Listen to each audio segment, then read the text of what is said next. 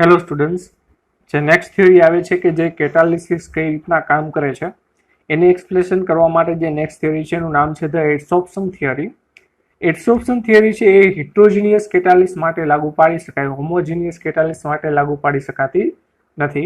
તો જોઈએ, according to this theory, reactant concentrate on the surface of the catalyst as a result of simple physical adsorption and thus the rate of reaction is promoted.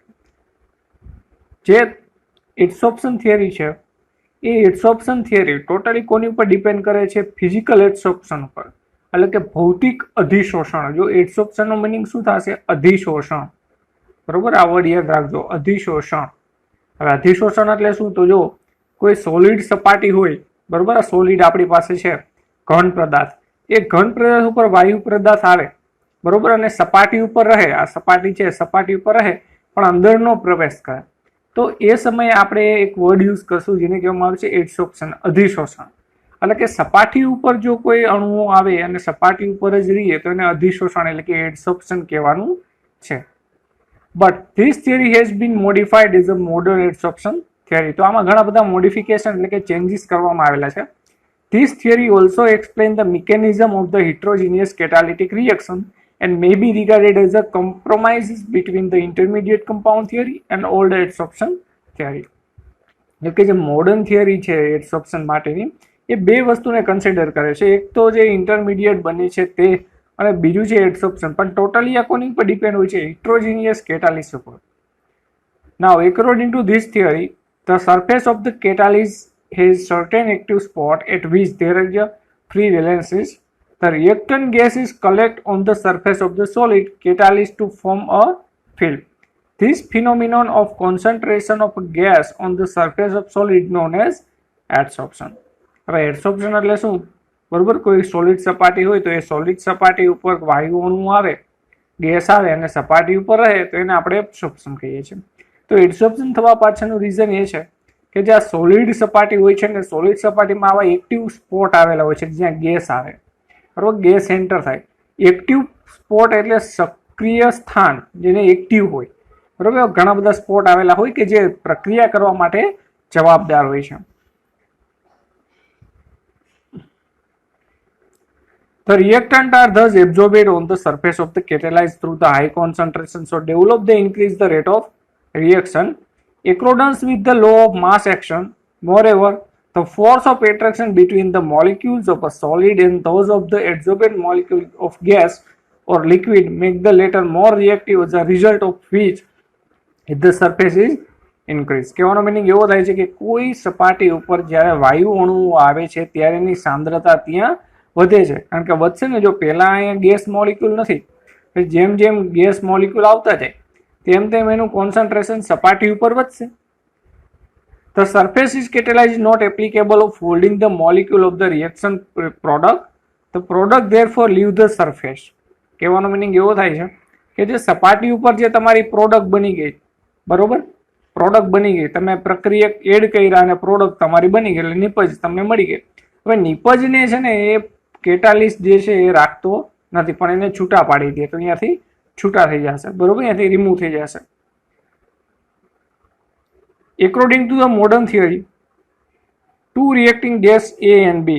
હવે એક example દ્વારા સમજશો એટલે તમને ખ્યાલ આવશે. જો A અને B પ્રક્રિયક છે અને C કેટાલિસ્ટ છે, બરોબર. સરફેસ ઓફ ધ કેટાલિસ્ટ એટલે કેટાલિસ્ટની જે સરફેસ હોય તે એક્ટિવેટેડ સરફેસ કેટાલિસ્ટ આ પ્રકારનો કોમ્પ્લેક્સ બને છે.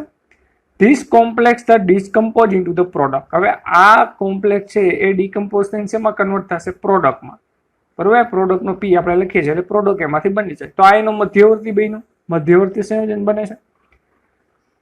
સો efficient functioning of this process, it is essential that both the reactant molecule are adsorbed appreciably at the product of the reaction dissolved from the surface of the catalyst, so that necessary space for the adsorption of the fresh reacting molecules is made available once going. કહેવાનો meaning એવો થાય છે કે જ્યારે પણ કોઈ solid સપાટી હોય એ સોલિડ સપાટીમાં ગેસ મોલિક્યુલ આવે, રિએક્ટન્ટ આવે, બરોબર, આ એ રિએક્ટન્ટ છે અને આ બી રિએક્ટન્ટ છે. એ આવવા માટે, બરોબર, કેટાલિસ્ટ પાસે એવી જગ્યા હોવી જોઈએ અને જગ્યામાં એનું એડસોર્પ્શન થાય. એડસોર્પ્શન થઈ ગયા પછી ડિસોપ્શન થાય. જો ડિસોપ્શન એટલે શું, બે વડી આવશે અહીંયા, ડિસોપ્શન અને એડસોપ્શન. તો જો ડિસોપ્શન એટલે કે જે વાયુ સપાટી દ્વારા જે અહીંયા વાયુ આવેલા છે, વાયુના અણુઓ અહીંયા એકત્રિત થયા છે, એ વાયુ અણુઓ અહીંથી દૂર થાય એને ડિસોપ્શન કહેવાય. તો ઇન શોર્ટ આવી રીતના યાદ રાખજો. એડસોપ્શન એટલે વાયુ અણુઓનું શોષણ થવું કોઈ સપાટી ઉપર, તો એને એડસોપ્શન કહેવાય. અને સપાટીથી મુક્ત થવું તો એને ડિસોપ્શન કહેવાય. બરોબર, વિરુદ્ધ પ્રક્રિયા છે. એડસોપ્શનની વિરુદ્ધ પ્રક્રિયા છે ડિસોપ્શન.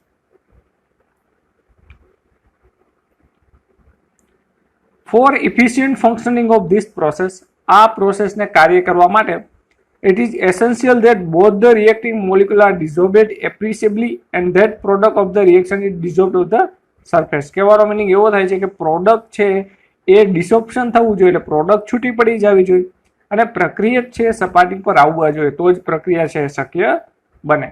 તો થિયરી શું એક્સપ્લેન કરે? Efficiency of finally divided catalyst, એટલે કે જો કેટાલિસ્ટ છે એ ફાઇનલી ડિવાઇડેડ હશે, એટલે કે પાવડર ફોર્મમાં હશે, તો એ સારી રીતે કામ કરી શકશે. કારણ કે પાવડર ફોર્મમાં હોય તો એની ઇફિશિયન્સી છે એ વધી જાય. બરોબર. Next, rough surface of the catalyst. કેટાલિસ્ટની સરફેસ કેવી છે? એક્શન ઓફ પ્રોમોટર્સ, કઈ રીતના પ્રોમોટર કામ કરે છે. બરોબર. નેક્સ્ટ પણ એ જ છે. લાસ્ટ ઇઝ સ્પેસિફિસિટી ઓફ કેટાલિસ્ટ, એટલે કેટાલિસ્ટની એક સ્પેસિફિસિટી હોય છે કે દરેક કેટાલિસ્ટ કોઈ રિએક્શનમાં કામ કરે તો એમાં જ કામ કરે છે, બીજા રિએક્શનની અંદર કામ કરતા નથી. તો આ અગત્યના મુદ્દાઓ છે જે આ થિયરી સાથે રિલેટેડ છે. બરોબર. નેક્સ્ટ જે પ્રકાર આવે છે એસિડ બેઝ કેટાલિસ્ટ. બરોબર, એનો પ્રકારનું ડિસ્કશન આપણે નેક્સ્ટ લેક્ચરમાં કરશું. તો આજે આપણે જે બંને થિયરી છે એ અહીંયા સુધી કમ્પ્લીટ કરેલી છે. એક છે એડસોર્પ્શન થિયરી અને બીજી છે ઇન્ટરમીડિયેટ ફોર્મેશન થિયરી. બરોબર. તો કેટાલિસિસ કઈ રીતના કામ કરે છે સમજાવવા માટે આ બે થિયરી ખૂબ જ અગત્યની છે. એમાં પહેલું છે ધ ઇન્ટરમીડિયેટ કમ્પાઉન્ડ થિયરી અને બીજી છે એડસોર્પ્શન થિયરી. બરોબર. આજે આપણે અહીંયા સુધી રાખીએ છીએ. નેક્સ્ટ લેક્ચરમાં આપણે એસિડ બેઝ કેટાલિસિસ વિશેની વાત કરશું. Thank you.